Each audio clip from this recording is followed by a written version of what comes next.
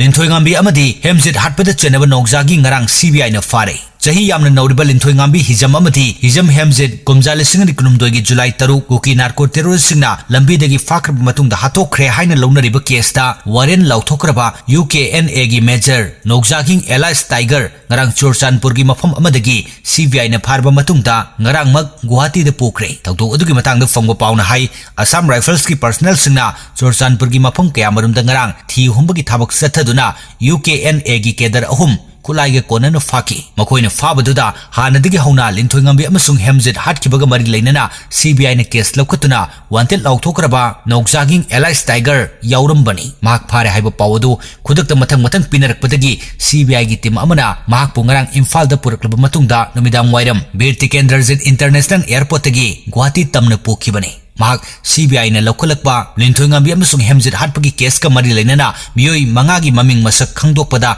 mahak su yauribani mahak pharabanina Linthoingambi amasung Hemajit hatkibagi nahan makai khangba ngamdaba aronba kaya khanglaba yai haina pawsin makatari pawsin makatana hai CBI gi custody da leirba major nokjaging Elias Tiger kumjali singani kunmari da KNA gi deputy commander in chief thampiga loinana lup asigi kedar ahum ambush tawduna hatpagi case ta suchenaribani panba yabadi kumjali singani kunumdogi July 3 tagi thiba khangdana leirakiba takyal kolom laikai dagi hijam Hemajit amasung Sagolban Tera Tongbram laikai dagi Linthoingambi hijam hatkibagi photograph sing social media da viral oirakibani